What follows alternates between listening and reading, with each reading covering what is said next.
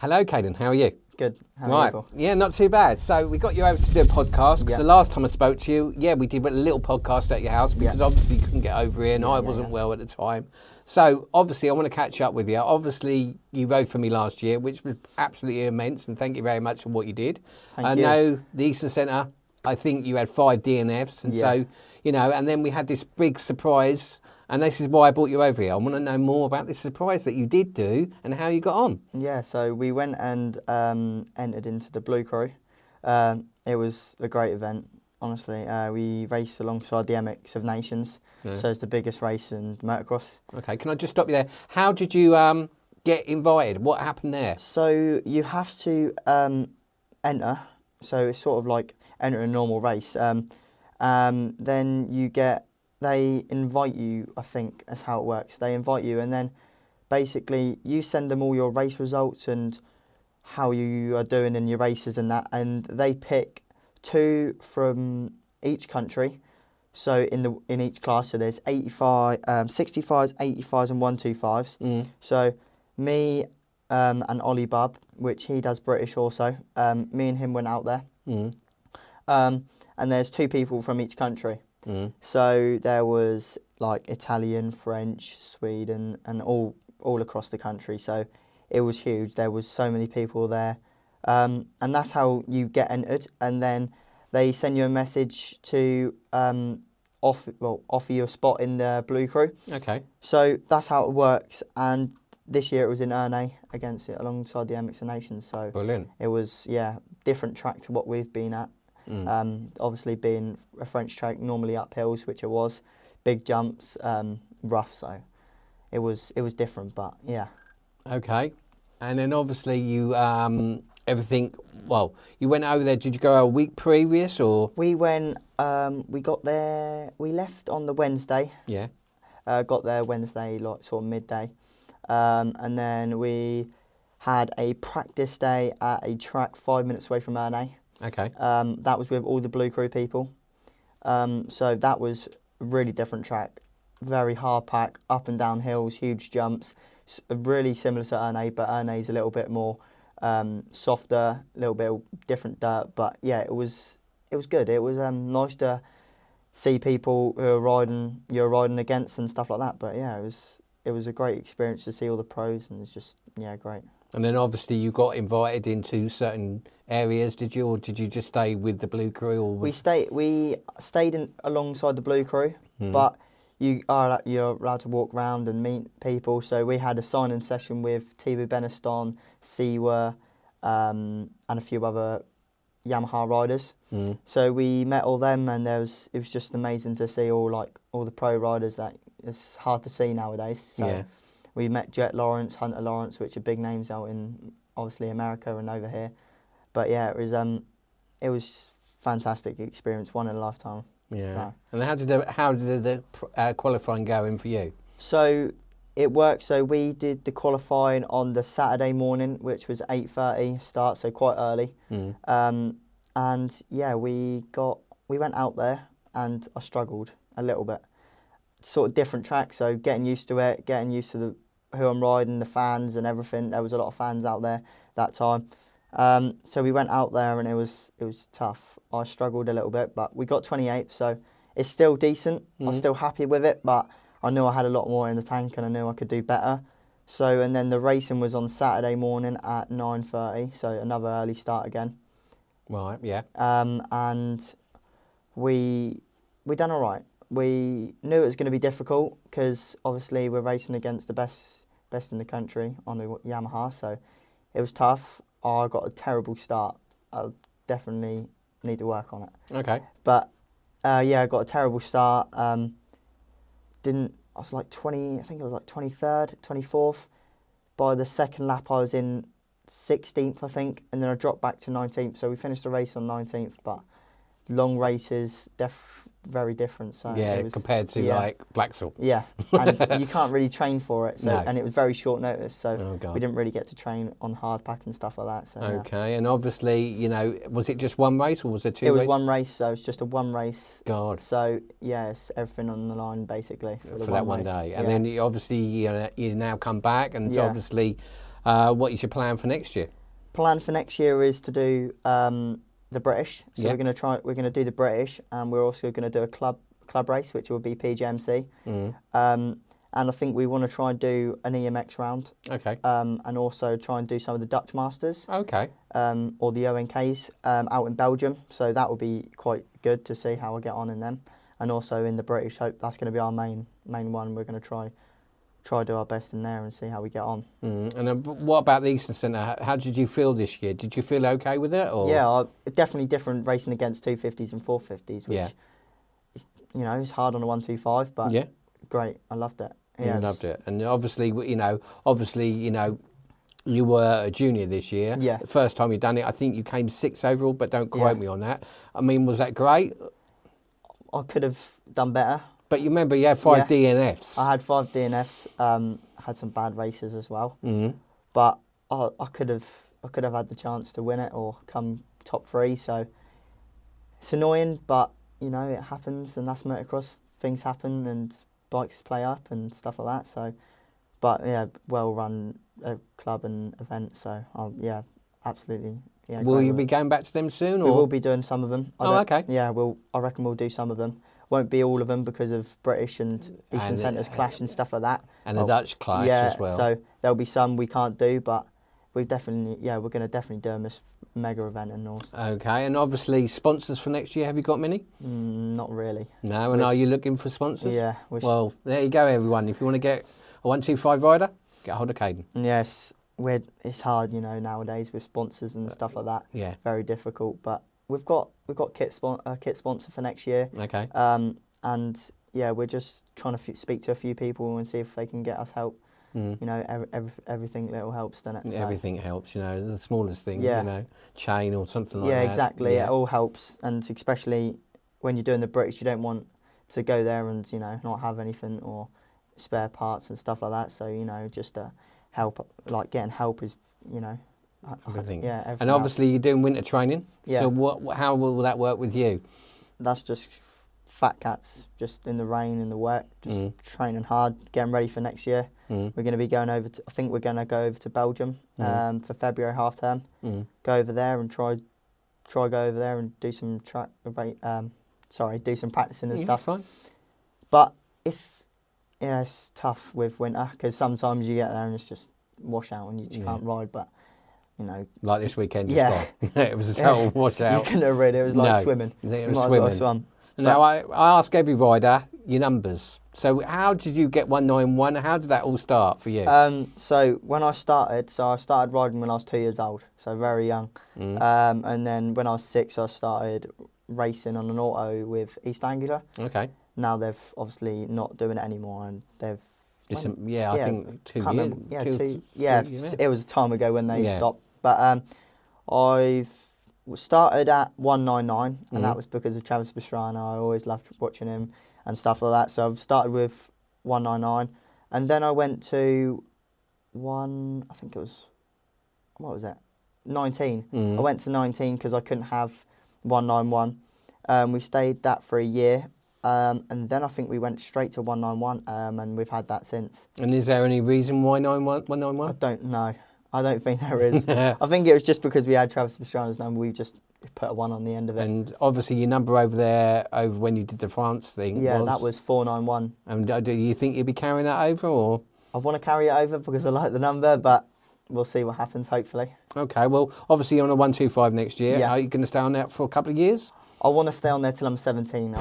My aim is to win a British Championship. Okay, and well, I'll be, working for that till I get off a 125, and that's the aim, and we're going to try and do it as best we can. Okay. Be training hard, ready for it. So. And that you have great family support. Yeah, all my family help out. Dad always on the bikes. Mum's always washing the kits and helping out. So it's good how everyone helps. Yeah, and obviously I saw it this year. Yeah. You had your uncle, your auntie, your they all come to nan, support. granddad, and the support you have is massive. Yeah, they all come. We've got a big family, so. Oh, I know. I met most of them this year. A And lot of them obviously you come. got a little brother. Yeah. So tell me about him. What's he doing and how's he getting on? I think he's going to try some of the Britishes. Okay. I think so. I think that's what he wants to do. He's been a bit here and there with them. Didn't really want to do them just because obviously it's different from doing club meetings, but we're going to try and get him into some because And he's how old is he? 14, so Boy. he's very small for a 14, but Yeah. he'll grow Yeah. slowly. And what's he on? He's on an 85 big wheel at the minute, Mm. but he's 14, so he's going to have to move up to a 125. So Yeah. it's going to be hard for him, but you know, you've got to gotta do try it. Yeah, so I think he'll be moving on to a Yamaha as well. Okay. Yeah, so I think he's going to go on to a Yamaha, and that's definitely what we'll be, staying on Yamahas. Right, so obviously, Kayden, you know, I've only known you for that last 3-4 years, Yeah. and obviously you were with Destination MX. Yeah. Then you joined us, which Yeah. was great. So how did you get into motocross? I got into motocross from my dad. So my dad used to race decent centres. Okay.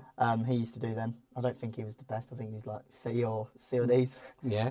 Not to put him out there, but you know, we're doing a little bit better than him. But yeah, so we went, and I've always watched my dad do them and go to the tracks like Blacksaw. I remember going round Blacksaw on my little electric car, riding about, watching my dad. Mm. And that's where I started. So my dad got me, I think it was a PW50, I think it was a PW50. So we got a PW50, and my nan had a big field around the back of hers. So my dad used to take me around there and ride around there, and it was a massive field. So that's where I started, and from then I've just never stopped. It's just been constantly. So what age was you when you first went around that field? 2 years old. So God. we started young. Yeah. Yeah, it was. I think late 2 when I was late.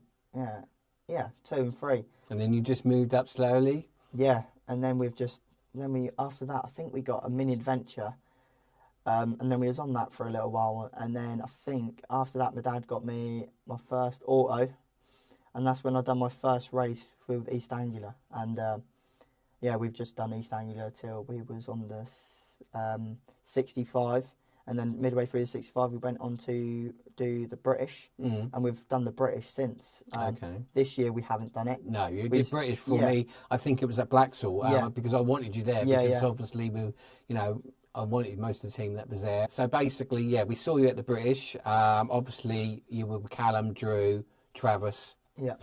And Wild. Yeah, Wild was there, yeah. And obviously, Wild was in the qualifying on the 125, same as you. He came, I think he put it on pole, qualified first. I think you came 6th or 8th? I'm not 100% sure. Yeah.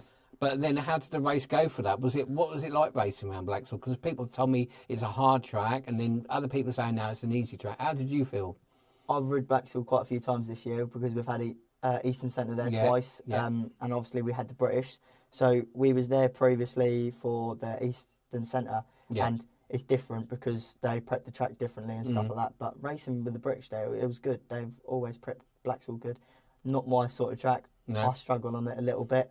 Where it's like hard packed sand, there's lots of different terrain and stuff like that. So big jumps, downhills, you know, it's different. But I love racing against the British boys, and it was different because I've been obviously racing against 250s and 450s for that first part of the season. So racing against the 125s was it was good. It was good to see where I was at and who I was with against and stuff like that. So yeah, it was good. And obviously, you know, you went then on to the Eastern Centres and then obviously you're on to the French thing. Yeah. So that was great for us. And obviously, you know, 125, so you've been there. How long have you been on a 125 now? I think it's got to be about a year or two. Yeah, we got on there quite early. So I didn't do the big wheel season. No. I skipped that. Was there a reason for that? I went and watched the, what was it called?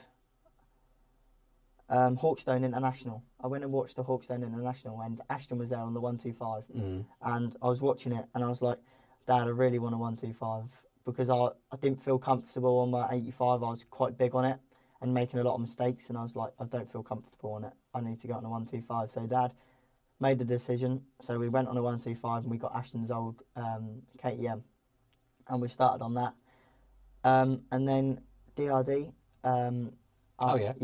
Gareth, and DRD lot. He wanted us to do a team with him, so we moved on a Yamaha, and we didn't eventually do the team. We come to Team PB Sports, and yeah, we done that. Yeah, but also you did Hawkstone this year. I forgot all about that, didn't you? At the beginning of the year. We did do Hawkstone. Yeah, and how did you get on with that? I did all right, to be fair, and that was my first race because it's in February, I think. Yeah, it was in February. So it's the first race of the season, so it starts it all off. I actually did really well there. I was really happy. One of the races, I think it was the second race, got a really good start.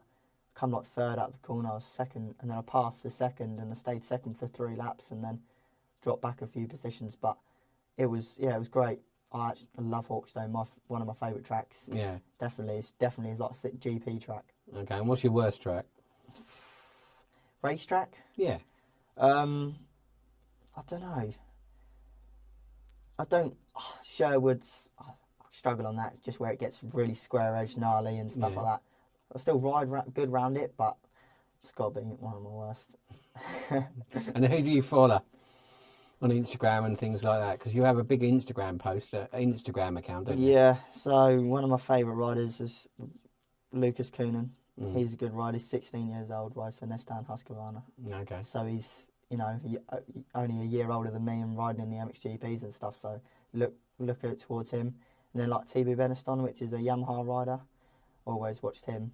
Great Geertz and stuff like that. They're all big names I always watch and stuff like that, so yeah. So obviously when you were over there, you met lots of pros in the French MX World of Nations. Yeah, so we went there and that was great. Yeah, we met all of them. It was great. We was watching them. They were all doing their interviews at the start of the day. So I think that was Friday. Yeah. And they all go there and they're on the big trucks, like doing their parade lap. Parade thing they do. And we met like Lucas Kuhn and all like people I follow, and it was great to go get pictures with them and see how they act around the paddocks and stuff like that. So yeah, it was fantastic. Okay, and obviously you keep fit as well, as we can see. Yeah. So what do you do? Running? What do you do? Football? A lot of running. Yeah. A lot of training at home. But yeah, more just running, a few gym sessions, and cycling. I like to do some cycling at the minute. Do a bit of football. I used to do football, and then club went downhill, so don't do football anymore. Okay. My brother does it, but yeah, I don't do football anymore, but I still do it like here and there, just keep fit, just try and keep healthy. And the practice tracks, obviously I know you go to Bestall. Yep. And how do you like Bestall? It's a good track, really good. And it's well prepped? Yeah, well prepped all the time. Yeah. It's never had any problems with Bestall. No, Mark, if it's rubbish, Mark won't open. Yeah. Simple as that. And Mark knows when to open. And yeah. I know he's had like some people moan at him when it's a bit rough, but that's Motocross track. That's Motocross track. I like it when it's rough because I like track rough and stuff like that. But Mildenhall, you go to Mildenhall? Yeah, we go to Mildenhall a lot. Blythburgh? Yeah, Blythburgh's only like 5 minutes away from us. Yeah. And that's open pit lane, so we go there all the time. Yeah. So that gets us ready for like the 25-minute motos or the 30-minute motos we do. That's really good training and stuff like that. So yeah, that's a good track to go to near us. They've got wild tracks. We don't really go there often, but that's starting to come together again now. Yeah, I have noticed Chippenham, wild tracks, Chippenham, that seems to be quite busy all the time now. Yeah, we went there the other day and it was really good. Like, prepped really well.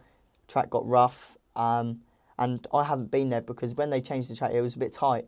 And I was saying it's a bit awkward going around the time of the tight corners. And we went there, it was perfect. Honestly, yeah, I really enjoyed it. So we'll be going back there to do some training as well in the winter as well, hopefully if they open and like Fat Cats and stuff like that.